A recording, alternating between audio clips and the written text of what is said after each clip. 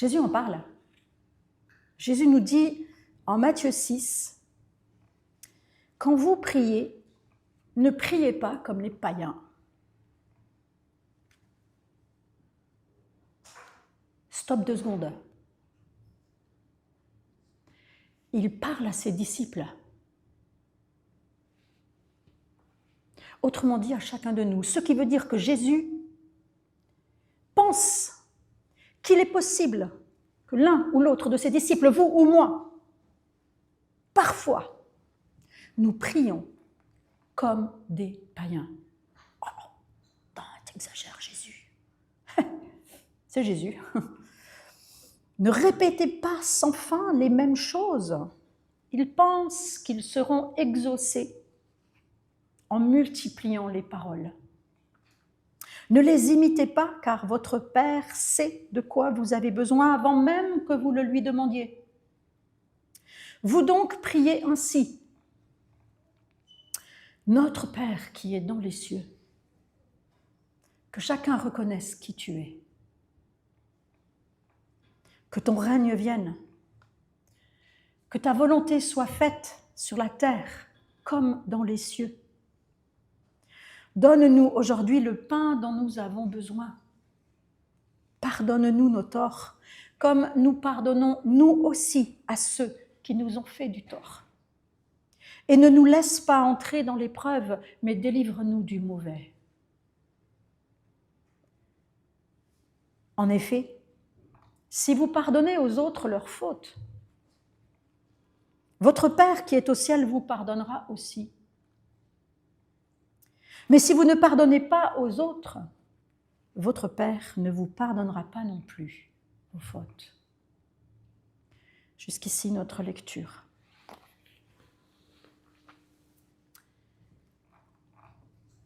C'est marrant parce que cette semaine, on a vu aussi la prière au parcours Alpha. C'est le sujet du moment, la prière.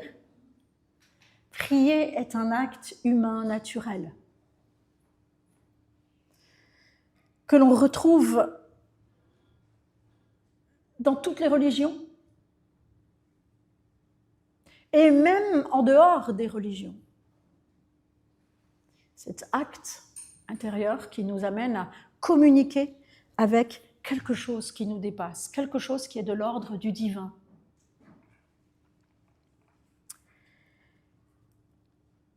Selon la conception que l'on se fait du divin,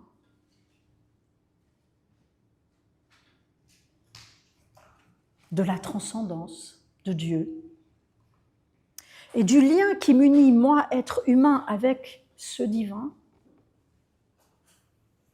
notre prière change de nature et de contenu.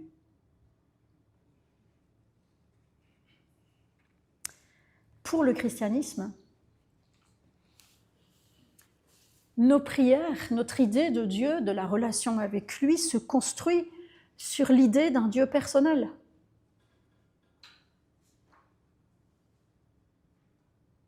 Dont je suis l'image.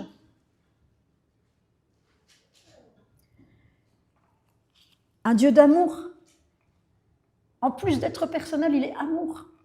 Et la prière devient donc le centre de notre spiritualité, communiquer avec un être vivant qui m'aime, qui m'a créé, qui m'a donné tout ce que je suis. Mais quelle puissance, quelle force, quel dynamisme. Un Dieu qui parle, puisque je parle. Si je parle, c'est parce que lui parle. Hein. Si j'entends, c'est parce que lui entend. Je suis faite à son image.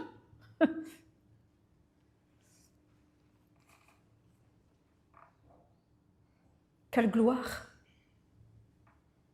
L'image qui nous est donnée dans la Bible, à propos de la relation existant entre moi et ce Dieu, c'est celle de la relation entre un homme et une femme dans le cadre de l'alliance. Alors, mesdames, si vous êtes mariées et que vous avez un mari taiseux, désolé, mais ce n'est pas ça dont je suis en train de parler. Je parle d'une vraie communication. C'est pareil pour les dames, parfois elles ont c'est pareil pour les maris qui parfois ont des dames taiseuses. Il n'y a pas que les hommes qui peuvent être taiseux, les dames aussi peuvent être taiseuses, même si c'est quand même moins le cas. Moins de dames taiseuses que de maris taiseux. Bref, Bref, la prière, cette relation entre moi et Dieu, est de l'ordre de la plus grande intimité qui existe. Et c'est pour cela que ce lien relationnel qui est de l'ordre de l'intime se doit d'être authentique. On en a parlé à Alpha vendredi soir, authentique, enraciné dans la vérité de qui je suis en profondeur. À quoi cela sert de jouer un jeu lorsque je prie? Juste avant notre texte, Jésus parle des hypocrites, de ceux qui portent un masque.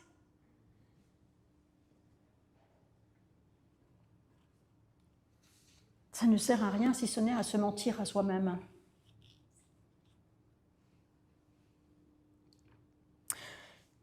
Mais mon objectif du jour, ce n'est pas la prière hypocrite, c'est la prière païenne. On ne le réalise pas toujours, que cette image que je me fais de Dieu influence ma façon de m'adresser à lui. Nombreux au milieu de nous, je ne vais pas faire de sondage, mais si je faisais un sondage et que je vous demandais de lever la main, ne le faites pas. Si je vous demandais de lever la main, si vous êtes insatisfait de votre vie de prière, je suis persuadée que la majorité lèverait la main.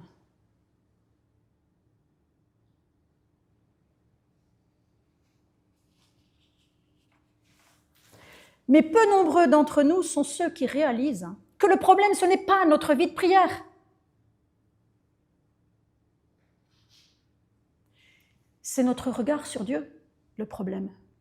Si vraiment je comprenais en profondeur l'amour de Dieu, mais tous les jours, à chaque instant de la journée, je serais en train de courir vers lui.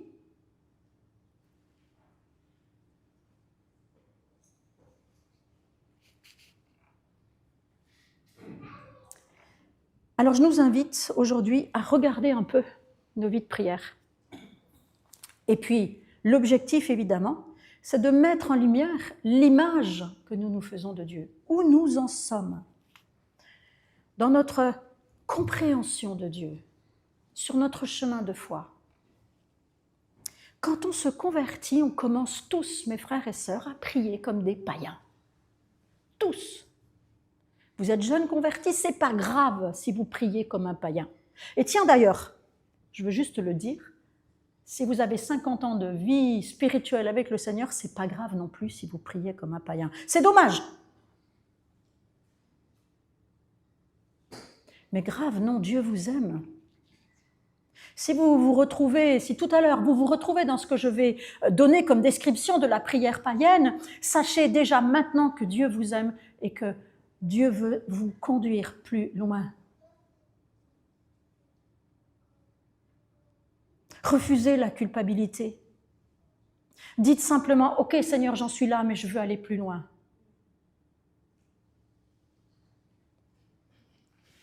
Plus nous grandissons dans la foi, dans la connaissance du Fils de Dieu, Éphésiens 4,16, ce Dieu qui nous montre le Père, plus nous éliminons les croyances païennes de nos vies, de nos cœurs et de nos vies de prière.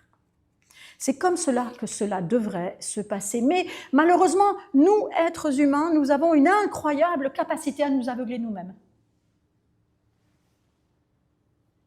Et puis, il faut bien dire qu'aujourd'hui, il y a moult enseignements complètement désaxés que l'on retrouve sur YouTube.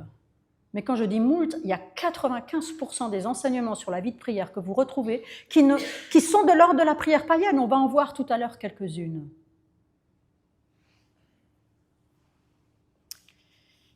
Je trouve dans la Bible 4 stades de maturité de la vie de prière. Parce qu'on ne prie pas de la même manière après 2 ou 40 ans de vie chrétienne, normalement, quand on grandit. Et derrière chacun de ces stades se cache une compréhension plus profonde de qui est Dieu et de qui je suis en relation avec lui. Une compréhension plus profonde de la volonté de Dieu. Et à chacun de ces stades, il y a des conceptions erronées de la prière qui tombent. Le premier stade, au moment de ma conversion, c'est « je prie comme un païen. Je ne sais rien de toi, si ce n'est que tu m'as aimé. » Et puis, le deuxième stade, je vais parler de ces deux stades aujourd'hui, mais comme lors de la soirée des Vaillantes, j'avais préparé les 4 stades, tout le fil, et puis en fait, je suis arrivée qu'au bout du deuxième, donc je suis en train de préparer le reste comme une autre prédication. Je prie comme un païen, et puis je prie comme un serviteur dans la maison. Ensuite, je prie comme un fils, une fille dans la maison. Et en tout dernier, le stade le plus élevé, ce n'est pas le fils et la fille. Et c'est très rare de trouver un chrétien qui est arrivé à ce niveau-là. J'en parlerai lors de cette prochaine prédication. C'est prier comme un ami. Je ne vous appelle plus serviteur, je vous appelle mes amis. Mais ça, c'est pour une prochaine fois. Prier comme les païens, qui croient qu'à force de prière, à force de rabâcher, Dieu répond.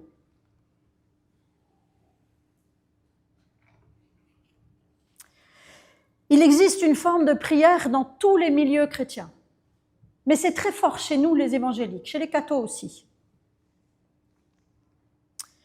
qui relève plus de la catharsis. Vous savez ce que c'est la catharsis? C'est quand je vide mon sac et mes émotions devant Dieu. Et là, vous me dites, oh là là, mais c'est biblique, David répand son âme. Ah oui, David répand son âme. Et nous sommes invités à répandre notre âme. Mais la prière païenne, c'est quand j'utilise Dieu comme un déversoir de mes émotionnalités. Tous les psaumes où David répand son âme terminent par la louange. Pourquoi? Parce que répandre son âme le conduit à se repositionner sur la foi, l'espérance et l'amour de Dieu. Alors bien sûr, parfois il faut du temps. La famille chez qui je me rends ce soir, en fin de journée, ces enfants qui viennent de perdre leur maman d'une façon abrupte, violente, alors que plusieurs de ces enfants avaient encore profondément besoin d'elle. Elle était le rocher. Le mari disait « c'est mon moteur ». Les enfants disent « c'était notre pilier ». Oui, il va y avoir du temps pour déposer cette émotionnalité souffrante. Mais la différence entre la prière païenne et la prière chrétienne, c'est que rabâcher amène ou n'amène pas sur le socle de la foi. L'épuration des émotions, la décharge émotionnelle sont légitimes, mais c'est insuffisant.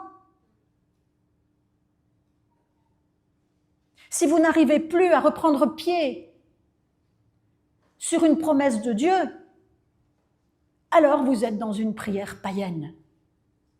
Et comme je l'ai dit tout à l'heure, Dieu ne vous foudroie pas, mais il vous dit de temps en temps, mais souviens-toi, reprends appui sur mes promesses, parce que même si tu es dans la tempête, au fond de l'eau, il y a un rocher, il y a un socle solide et sûr sur lequel tu peux prendre appui. Selon nos tempéraments et la situation, cette épuration émotionnelle va durer plus ou moins longtemps. Et ce n'est pas grave si elle conduit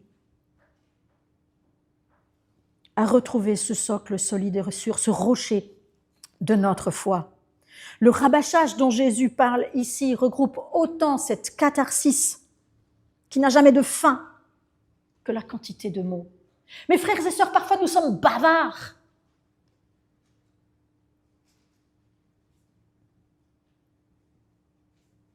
Trop bavards. Le Seigneur sait. Et parfois notre bavardage cache simplement nos émois, notre absence de foi, notre incapacité à reprendre pied sur ce rocher. La seule situation dans laquelle le bavardage ne me dérange pas, peut-être que ça va vous sembler drôle, c'est lorsqu'il vient d'un homme ou d'une femme célibataire. Vous savez pourquoi ? Regardez autour de vous.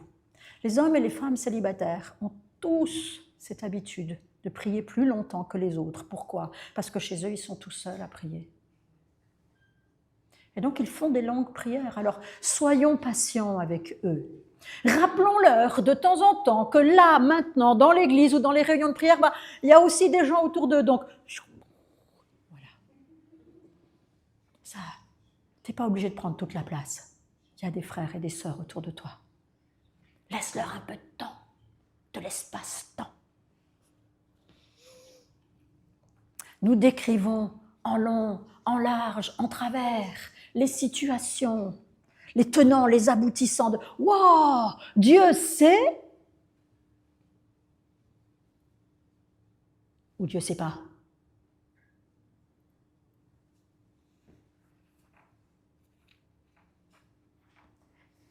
Réfléchissez.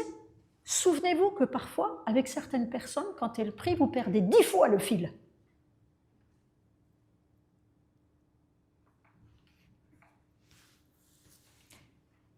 Quand j'étais petite, j'avais une grand-mère qui priait beaucoup. C'est une autre manière de rabâcher. Elle priait avec des petites boîtes dans lesquelles elle mettait des pièces d'un côté à l'autre. J'ai prié un Notre Père, une pièce de 5 centimes de francs. J'ai prié un Je vous salue, elle était catho. Je mets de l'autre côté. Et à la fin de la journée, je dis « Oh, j'ai beaucoup prié aujourd'hui. T'as vu ?» Elle était fière de nous montrer la quantité de mots ne sert à rien, dit Jésus. Il y a d'autres façons. Ce que Jésus dit là, quand il dit « Ils pensent qu'ils seront exaucés en multipliant les paroles », il y a d'autres façons de prier de manière païenne. Il y a « Si je ne multiplie pas les bonnes paroles », Dieu ne répond pas. Toutes les invitations à des prières toutes faites. C'est mon deuxième point. Toutes les invitations à des prières toutes faites, à des formules, relèvent d'une vision utilitaire de la prière. La prière comme un outil, la prière comme une arme. Ok, c'est une arme. Ok. Mais au fond, c'est du paganisme, mes frères et sœurs, parce que cela induit l'idée que Dieu est à notre service. Si j'utilise la bonne formule, si j'utilise la bonne position pour certains,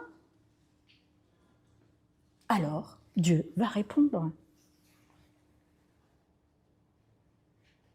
Attention. La théologie, ce qu'on appelle aujourd'hui la théologie de la parole de foi, qui démarrait sur une bonne perspective bien alignée avec l'Évangile, a totalement dévié. Si tu proclames ça, ça arrivera parce que tu es créateur comme Dieu. Mais non, mes frères et sœurs, nous ne sommes pas créateurs comme Dieu. Je suis désolée, hein. Dieu, lui, dit, ça arrive. Moi, je peux dire, Seigneur, au nom de Jésus, je veux un panier d'oranges devant moi. Maintenant, il n'y a rien du tout. Nous ne sommes pas créateurs comme Dieu. C'est théologie, cette manière de vivre la prière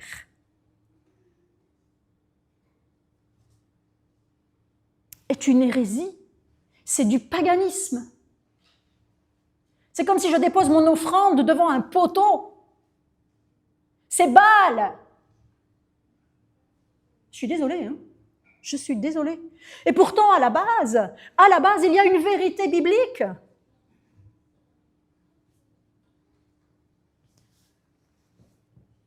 Partielle. Une vérité biblique partielle. Attention à cette théologie de la parole de foi, à la théologie des proclamations permanentes, à la théologie des prophéties, des paroles prophétiques qui sont censées produire un fruit immédiat. Je vais vous passer une vidéo d'une prière qui a été faite en 2020. Tu la prépares et tu la lances quand je te le dis. Une prière qui a été faite aux États-Unis en 2020 par une pasteure aujourd'hui bien connue. À l'époque, nous, on ne la connaissait pas, mais aujourd'hui, elle est bien connue. Et c'est tout un mouvement spirituel, toute une façon de prier qui est là derrière et qui relève véritablement du paganisme, parce que c'est un mauvais usage de la parole de Dieu.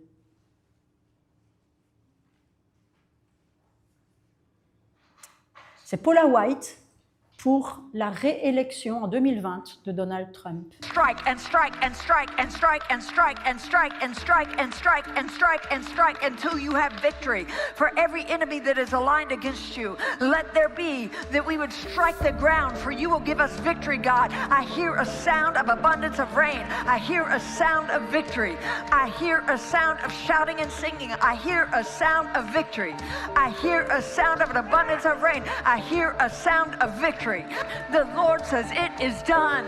For I hear victory, victory, victory, victory in the corridors of heaven. In the corridors of heaven, victory, victory, victory, victory, victory, victory, victory. For angels are being released right now. Angels are being dispatched right now. Ça dure des heures. Bon là, ça dure que 2 minutes, mais ça dure des heures. Est-ce que vous avez compris ce qu'elle dit? I hear a sound of victory. J'entends un son de victoire. And abundance of rain, et l'abondance de la pluie. Au début, elle dit and strike, and strike, and strike, et frappe, et frappe, et frappe. C'est une allusion au passage de 2 Rois 13, où le roi Joas d'Israël reçoit l'instruction d'Élisée sur la manière de vaincre ses ennemis, les Syriens. Il demande... Élisée lui propose d'envoyer une flèche et après il y a donc le roi obéit et il y a un accomplissement, une parole prophétique qui suit ce geste du roi et ensuite le même Élisée dit prends des flèches dans ton carquois et frappe par terre et Joas frappe 3 fois et là le prophète se met en colère, Élisée se met en colère et il dit parce que tu as frappé 3 fois, seulement 3 fois, tu battras tes ennemis 3 fois. Si tu avais frappé 5 fois, tu les aurais battus totalement. Et donc, elle a parlé de ce passage avant, et donc elle construit sa prière sur cet épisode prophétique de l'Ancien Testament. Où est le problème? Eh bien, le problème, et c'est valable pour une multitude de prophéties, d'utilisation de la prophétie, des passages narratifs de l'Ancien Testament où il y a des actions prophétiques qui sont transposées dans notre quotidien. Où est le problème? Lorsque un chrétien s'inspire de la manière d'être des prophètes de l'Ancien Testament sans prendre le temps de se demander ce que l'œuvre du Christ modifie à la fois dans le rapport à Dieu et dans le combat spirituel, alors on aboutit à des prières bras de fer. Ça, c'est ce que j'appelle du paganisme. Pourquoi? 1 Roi 18, 26, 29, « Baal, réponds-nous !» Et ils dansaient en sautillant autour de l'autel qu'ils avaient construit. « Allez, on va prier !» Ouh, même parfois les louanges chez nous, hein. Mollo, faites gaffe. Hein. Non mais... Allez, on y va, on y va. Élie qui se moque d'eux, qui dit « Allez, criez plus fort, puisque c'est un Dieu, il est peut-être occupé, ou bien il a une obligation urgente, il est en voyage, peut-être qu'il dort, peut-être qu'il est en vacances. Hein. Faut le réveiller. » Alors ils crient plus fort, ils se font même des scarifications. L'intensité de la douleur et du sang qui coule va amener Dieu and strike, and strike, and strike. Oh God! Non mais quelle image de Dieu sort de ça? C'est Jésus là. Quelle image de Dieu Paula White a dans la tête.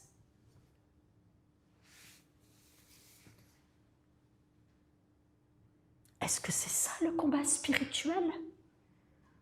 Que Dieu nous demande, que Dieu, Jésus, l'Esprit de Jésus, l'Esprit Saint nous amène à vivre, à agir comme les prophètes de Baal. Mais il y a un problème, mes frères et sœurs.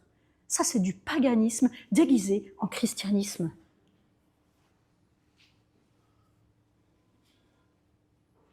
Et vous retrouvez ça dans tellement de situations. La prière prophétique, aujourd'hui, est détournée. Elle existe, la prière prophétique, j'y crois. Mais elle est détournée parce que des enseignants de la parole ne prennent pas le temps de faire ce travail, de se poser la question, mais qu'est-ce que Christ change dans toutes ces histoires de l'Ancien Testament? La recherche de l'efficacité de la prière. Ou même la croyance que la prière se doit d'être efficace. C'est du paganisme. Dieu n'est pas le pourvoyeur de réponses. Oui, nous avons tout en Christ, oui. Mais dans ce tout, il n'y a pas l'élimination de tous nos problèmes. Il n'y a pas la notion de distributeur automatique. De nombreux articles, de nombreux sites internet aujourd'hui, vraiment mes frères et sœurs, soyez attentifs. Il y a même une Bible qui s'appelle la Bible de la Victoire, c'est la seule que j'ai pas, je vous la recommande pas. Pourquoi? Parce que tous ces passages, je sais que plusieurs d'entre vous l'ont, alors lisez-la comme un, ok, d'accord, c'est un témoignage d'une certaine manière de voir, mais elle se construit sur cette idée que tout ce qui est de l'ordre de l'Ancien Testament doit être accessible pour nous, sauf que le christianisme, il ne fonctionne pas comme ça. L'Ancien Testament est accompli et la réalité du christianisme est autre chose. La promotion d'un christianisme victorieux, comprenez, une vie de prière victorieuse qui obtient tout ce qu'elle demande, qui oublie de préciser que la victoire dont il est question dans certains textes bibliques ressemble à une défaite. Ce christianisme-là n'est pas le véritable christianisme. La croix du Christ a été une défaite aux yeux du monde. Elle est devenue le lieu de la plus éclatante victoire de Dieu.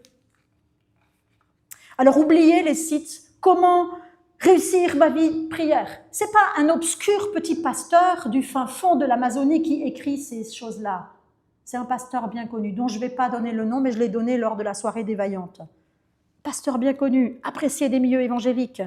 7 secrets de prière pour une vie transformée. Masterclass, payante évidemment, par le docteur Miles Monroe, très connu aux États-Unis. Méthodologie en 6, 9, 12 points. Oubliez! Si c'était ça le christianisme, alors le Seigneur nous aurait donné un livre, un mode d'emploi pour réussir nos vies de couple, parce que je vous rappelle que la prière, c'est censé être le lien intime de relation entre moi et Dieu. Alors chérie, je suis désolée, mais à partir de maintenant, ça va être mode d'emploi en 6. Non, 6 c'est pas assez, au moins 12 avec toi. 12 points!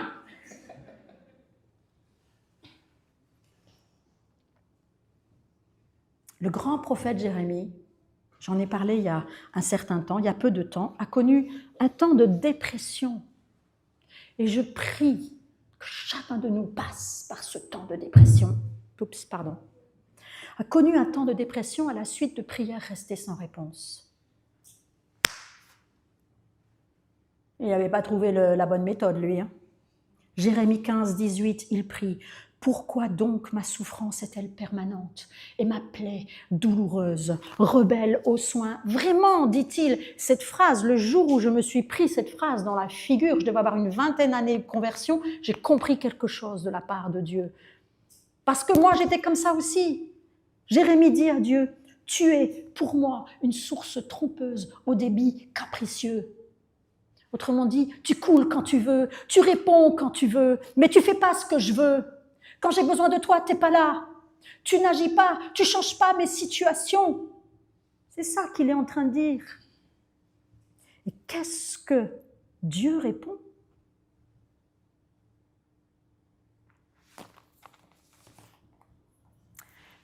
Si tu reviens à moi. Jérémie, ton regard sur moi est faux et il t'a éloigné de moi. C'est ça qu'il dit. Si tu reviens à moi, je te rétablirai. Et là, il y va fort, Dieu. Il dit, tu pourras encore te tenir à mon service. Autrement dit, cette pensée sur Dieu disqualifie Jérémie en tant que serviteur et porte-parole de Dieu, parce que ce n'est pas le vrai Dieu qu'il y a là derrière. Lorsque nous sommes en colère contre Dieu parce qu'il ne répond pas à nos prières comme on veut, parce qu'il n'est pas ce distributeur automatique de bénédiction et de réalisation, alors nous sommes disqualifiés comme porte-parole parce que le Dieu dont nous parlons, ce n'est pas Yahvé. C'est fort. Mais cette prière de Jérémie qui ouvre la bouche et qui dit « Tu es pour moi une source trompeuse au débit capricieux », cette prière, elle est tellement nécessaire dans nos vies. C'est ça qui sauve le ministère de Jérémie. Alors depuis, évidemment, Christ est venu. Christ est venu, là encore. Ne prenez pas ce que je dis là de Jérémie en l'adaptant à vous, sans vous dire que parce que le sang de Christ nous couvre, ce qui n'était pas le cas de Jérémie, mais le sang de Christ nous couvre. Alors si vous pensez ça, vous n'êtes pas disqualifiés. Mais Dieu vous demande d'aller plus loin. Vous devez quand même revenir. Vous devez reconnaître que cette manière de voir Dieu est une manière infantile. Et dans la connaissance du Fils et du Père, nous ne sommes pas censés être des enfants. Nous sommes censés être des enfants par rapport au mal, mais pas par rapport à la connaissance. Nous devons grandir dans la connaissance et la compréhension de Dieu. Et dire, ok Seigneur, jusqu'à présent, je considérais, ou peut-être que j'ai été mal enseigné, je considérais que si je faisais un vrai bras de fer avec toi, si je faisais exactement ce qu'il fallait, alors tu me répondrais, eh ben non. Si tu reviens à moi. Quand on est jeune chrétien, on n'a aucun mal à entendre Marc 11, 24. Tout ce que vous demanderez en mon nom. Alléluia, merci Seigneur. Croyez que vous l'avez reçu et vous le verrez s'accomplir. Magnifique. Et parfois même ça marche. Je ne sais pas vous. Mais moi, jeune chrétienne, j'avais pas d'argent, j'étais étudiante. Oh Seigneur, j'aimerais bien avoir comment on appelle ça, un impair, un joli impair. Je le voyais bien dans ma tête. Et puis c'est une pensée, c'était même pas une prière formulée. J'étais pas comme ça. J'étais j'aimerais bien. Le lendemain, il y a une sœur de l'église qui vient qui dit regarde, j'ai ça dans mon magnifique. Oh Seigneur. Oh, j'étais bluffée. Je dis, ça marche. C'est la seule fois où ça a marché.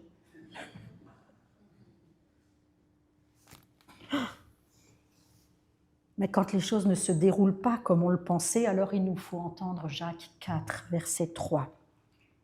Vous demandez et vous ne recevez pas, parce que vous demandez mal dans le but de satisfaire vos passions. Et voir Dieu, mes frères et sœurs, comme un distributeur automatique qui est censé nous apporter toutes les bénédictions et résoudre tous nos problèmes possibles, c'est une passion. Et c'est une passion païenne.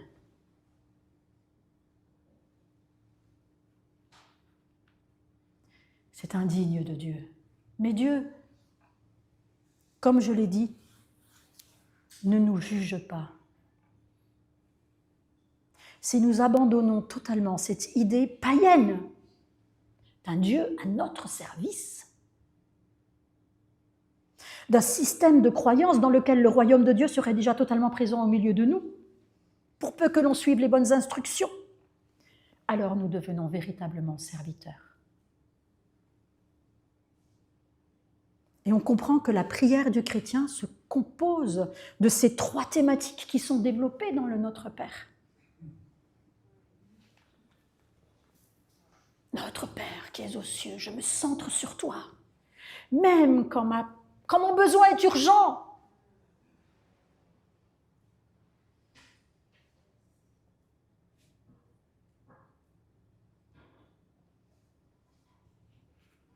Ouvrir ma prière, ouvrir mon cœur à son projet de vie, à sa nature divine, avant que de l'ouvrir à sa volonté. Juste être là, Seigneur.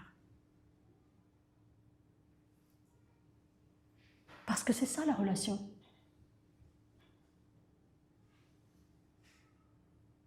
Nos besoins humains, ensuite, tout légitimes qu'ils soient, ils sont ensuite.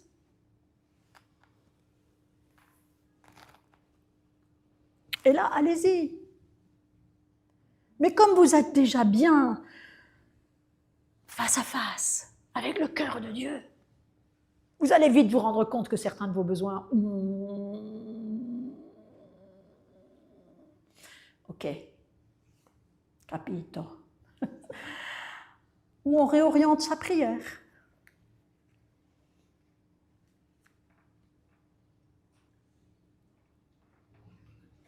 Et puis, autre thématique développée par Jésus dans ce fameux Notre Père, on vérifie son alignement au cœur de Dieu. C'est ce que Jésus veut nous dire lorsqu'il parle du pardon. Quand il dit « si vous pardonnez aux hommes, Dieu vous pardonnera ». Si vous ne pardonnez pas aux hommes, Dieu ne vous pardonnera pas. De quoi Jésus est en train de parler là? Il est en train de vous dire, de nous dire que nos cœurs se doivent de s'aligner avec le cœur de Dieu. Et même si c'est imparfait, parfois il y a des choses qui sont tellement violentes dans nos vies que c'est dur de pardonner. Mais Jésus ne conçoit pas le pardon comme un claquement de bois et c'est fait, il le considère véritablement comme un chemin.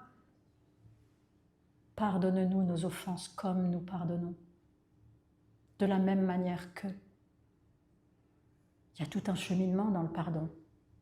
Donc, Jésus n'est pas en train de dire « Fais gaffe là, dans ta vie, il y a un truc que tu n'as pas encore pardonné, tu n'es pas arrivé au bout, mon coco, ma cocotte, ch'tic, raus ». C'est pas ça. Ce que Jésus est en train de dire, c'est « aligne-toi au cœur de Dieu ». Sois aligné avec la pensée et la volonté de Dieu. Et puis l'Église primitive, je l'ai bien expliqué lors de la soirée des Vaillantes, l'Église primitive a rajouté au Notre Père une coda de louanges. C'est à toi qu'appartiennent la louange et la gloire, etc. Ça, c'est la prière chrétienne. Centrage et ouverture à la personne de Dieu, avant que de foncer avec mes besoins. Même si parfois il y a des urgences. Peut-être même que plus votre besoin est urgent, plus il faut attendre.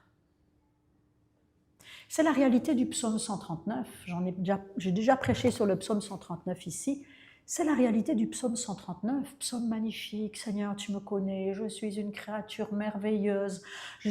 Avant même que j'existe, tu étais là, au-dessus, en dessous, patatin, patata. Il prend 19 versets, le psalmiste, pour se caler, bien être sûr, je suis en phase avec Dieu, je suis face à face au Dieu qui me connaît, qui sait qui je suis, mais toutes les fibres de mon être sont dévoilées devant toi, Seigneur. Relisez ce psaume. Et tout à coup, le psalmiste se met en colère. Mais qu'il soit tuer ceux qui te détestent. Je les hais d'une haine parfaite. Ouh là là, changement de décor, qu'est-ce qui se passe? Eh bien, c'est comme ça qu'il a prié, le psalmiste, pour être sûr que sa colère ne l'entraîne pas dans une prière qui est païenne, qui est loin de la réalité de Dieu. 19 versets. Se centrer sur le Seigneur. Ensuite, mon besoin urgent, criant. Et après, le psaume se termine à nouveau avec cet appel. Examine mon cœur. Regarde si je suis sur la voie de l'éternité. Ramène-moi si jamais je me plante. Ça, c'est la prière chrétienne. Une prière alignée avec le cœur de Dieu.